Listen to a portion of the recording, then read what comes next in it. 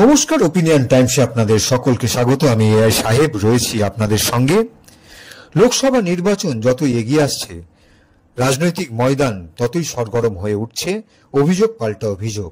আর এই অভিযোগ পাল্টা অভিযোগের মধ্যে অন্যতম একটি বিষয় দুর্নীতি। এবার ফুটবলের ময়দানে উঠল দুর্নীতির অভিযোগ, আর ফুটবল ফেডারেশনের সভাপতি কল্যাণ চৌবের বিরুদ্ধে দুর্নীতির অভিযোগ তুললেন সংস্থার আইনি প্রধান নীলাঞ্জন ভট্টাচার্য। যদিও এই দুর্নীতি অভিযোগ তোলার পরে তাকে বরখাস্ত করা হয়, বিষয়টি কিন্তু হালকাভাবে নিচ্ছেন না এশীয় ফুটবল সংস্থা। তারা কল্যাণের বিরুদ্ধে ওঠা অভিযোগের দুর্নীতির প্রমাণ চেয়েছে নীলাঞ্জনের কাছে। নীলাঞ্জনের কাছে এএফসির নির্দেশ, আগামী 18ই মার্চ পূর্ণাঙ্গ রিপোর্ট জমা দিতে হবে। বিষয়টিকে অত্যন্ত গুরুত্ব সহকারে দেখা হচ্ছে বলে তাদের দাবি। সংবাদপত্রের কিছু প্রতিবেদন পাঠিয়ে এএফসি শৃঙ্খলা রক্ষা এবং এথিক্স কমিটির সহসচিব ব্যারি লিসার জানিয়েছেন, 18 তারিখের মধ্যে সমস্ত অভিযোগের প্রমাণপত্র দিতে হবে নীলাঞ্জনকে, এবং নীলাঞ্জনের প্রমাণপত্র পাওয়ার পরে, অর্থাৎ পূর্ণাঙ্গ অভিযোগ পাওয়ার পরে এই বিষয়ে তদন্ত করে দেখবেন এশীয় ফুটবল সংস্থা। এমন হতে পারে, যদি নীলাঞ্জনের অভিযোগ সত্যতা প্রমাণিত হয়, তাহলে কিন্তু কল্যাণ চৌবে অর্থাৎ ভারতীয় ফুটবল ফেডারেশনের সভাপতিকে মুখোমুখি হতে হবে এশীয় ফুটবল সংস্থার কাছে।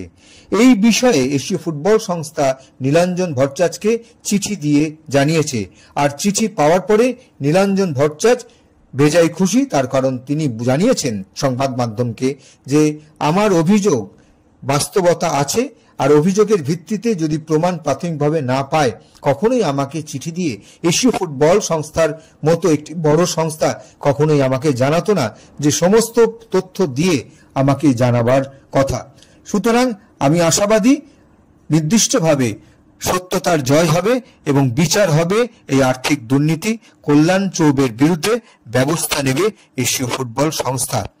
রাজনীতির ময়দান যতই গরম হচ্ছে, ততই কিন্তু পিছন ছাড়ছে না ক্রীড়া জগৎ। তার কারণ এর আগে কখনোই ফুটবল সংস্থার বিরুদ্ধে আর্থিক দুর্নীতির অভিযোগ এভাবে এশীয় ফুটবল সংস্থার কাছে যায়নি। সংবাদ মাধ্যমকে লিখিত জানিয়েছেন কল্যাণ চৌবে যে এতদিন আমরা বুঝতে পারিনি যে আমার বিরুদ্ধে রাজনৈতিক অভিযোগ আনা হচ্ছে। তার কারণ এই বিষয়ে কোনো ধরনের কোনো ঘটনাই ঘটেনি।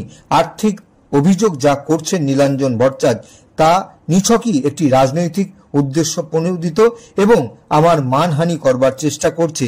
আমিও আইনজ্ঞদের সাথে কথা বলছি, বিষয়টা নিয়ে গুরুত্ব দিয়ে নিশ্চিতভাবে আমি এর সঠিক জবাব দেব। এখন খবর এই পর্যন্ত। দেখতে থাকুন, সঙ্গে থাকুন ওপিনিয়ন টাইমস।